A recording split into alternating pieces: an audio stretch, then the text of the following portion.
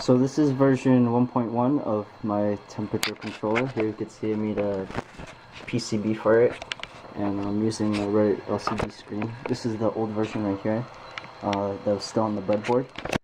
Okay, so I'll go through the menus and explain everything. So here you have the set, and obviously you can increment the digits like that, the set point. Then you could shift for the number, shift again.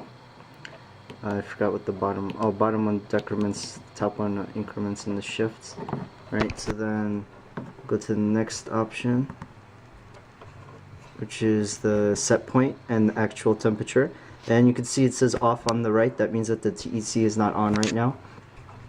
Now there is a feature to go into Fahrenheit, but it doesn't work exactly. You see that the set point didn't change, but the actual did. So I'm still going to work on trying to fix that. It was just a little difficult getting the set point working in this way. So you could switch back like that. Alright, now turn the TEC on. You just press up.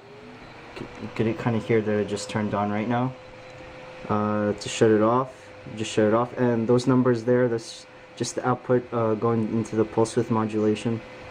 So that'll clear up eventually after I finish debugging everything. Shut it off, you press the down button, everything shuts off.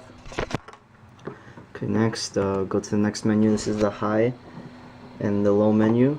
You can see the Fahrenheit kind of screwed up over there, so I'm going to clear that, show you how to do that. So you just press the button here, and then it'll say to clear, yes, down, no. So you press yes.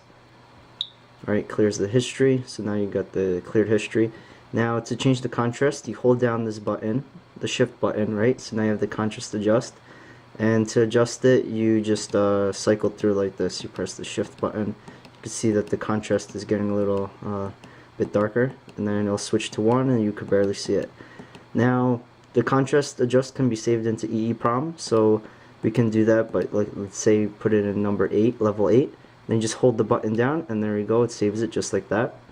Now you can also change the brightness of the LCD. There's 3 levels, so this is light level 3. This is level 0, which is off. This is 1, 2, and then I'll go back to 3 again.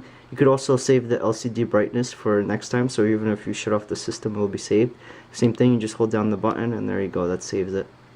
I think I'm going to make it beep twice when you're saving to EEPROM, so you get some better user feedback. Now you could also enable the fan if you want. You can do that just by pressing the button here, so you can hear that the fan turned on. Shut the fan off, you could shut it off. That's just if you want to debug the fan or not, or whatever, for whatever reason you want to turn it on yourself. What else? Now there's also now you can also calibrate the PID. Now I created the PID tuning so that it could be online, meaning that while you're running the TEC you can actually change the PID numbers, which is pretty cool if you want to do real-time testing of the parameters. So to tune the PID, just press this button, and then I think the top button is to increment, so you can increment like this, and then you can shift digits by pressing this button, right? So this shifts. Now you can change between PI and D by pressing the down button. So here you get I, you increment it by 1, press this, shift again. This is the derivative, so you can increment. Here, let's do that, increment by that.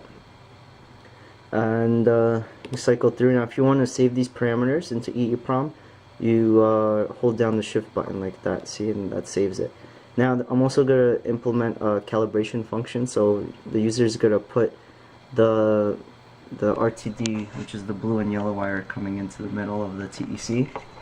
I'm going to put that into water, and then the user into ice water, and then the user can just go to this menu, press down, and then something happened there.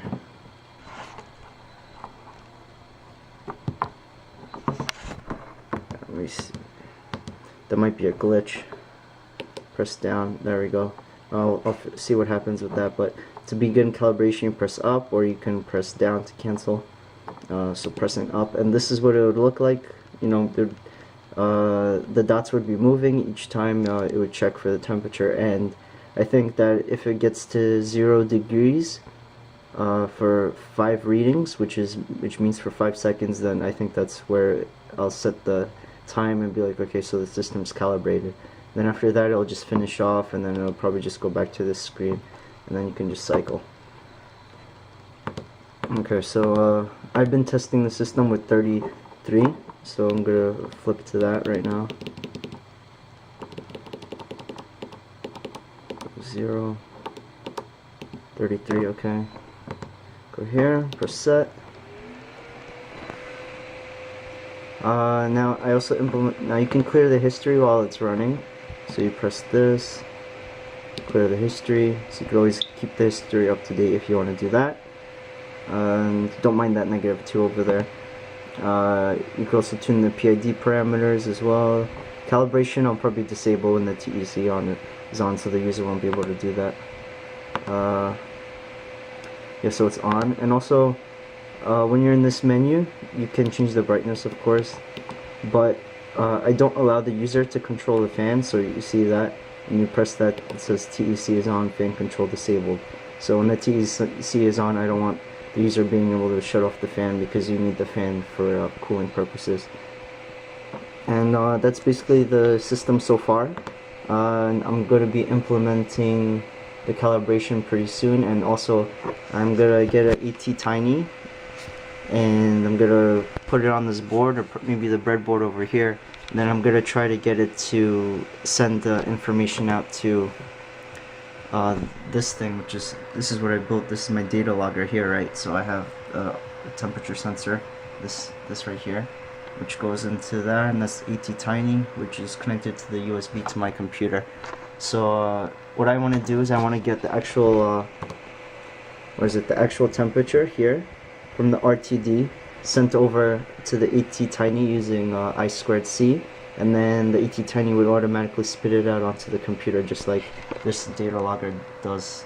So that'll probably be kind of difficult to figure out, but I think I can get it done. You can see that the tuning here is really bad because I'm not using optimal parameters. I think the integral is really high, which explains why it's not working well, but I figured out some really good parameters that give you nice stable temperature control. And if, for instance, I placed my hand on here to cause a disturbance, and the system picked up pretty quickly and then it compensated for that, and I have a bunch of graphs which I can show. And that's pretty much what I've done so far. Eventually I'm going to make this board probably half of the size, and it's all going to be surface mount chips, and this buzzer here won't be that big. It's also going to be surface mount, so everything should be pretty nice and neat by that point, and that's it. Yeah.